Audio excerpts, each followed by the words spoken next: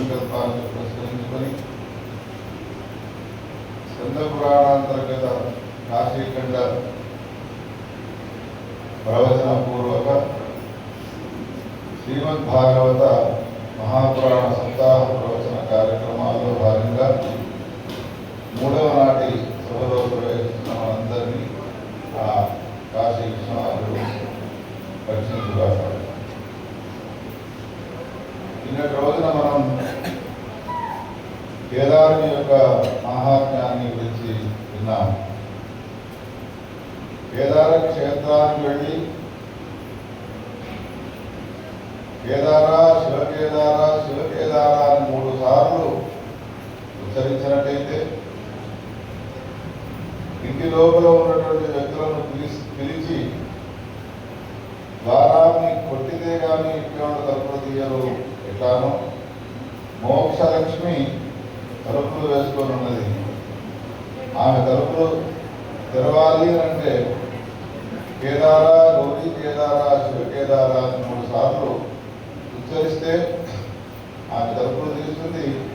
మోక్షలక్ష్మి గృహంలో మనందరూ కూడా ప్రవేశిస్తాను. నామానికి ఉన్నటువంటి మేమంత గొప్పది.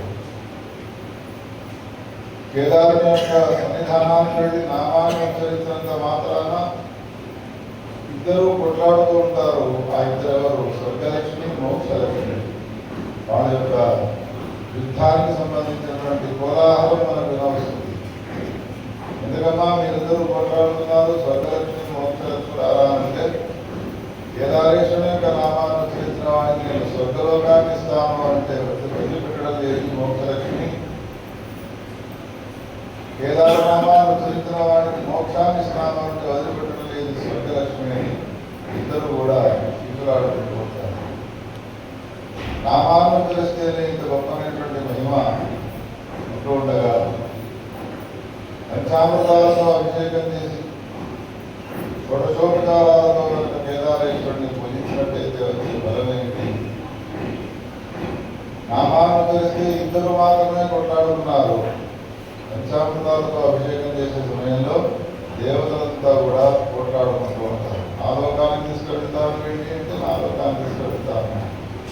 ఎందుకు? శాస్త్రాల్లో చెప్పబడ్డటువంటి మాట ఏమిటి అంటే పంచామృతాల్లో పాలు, పెరుగు, తేనె, నెయ్యి, శర్కర ఉపయోగిస్తారు.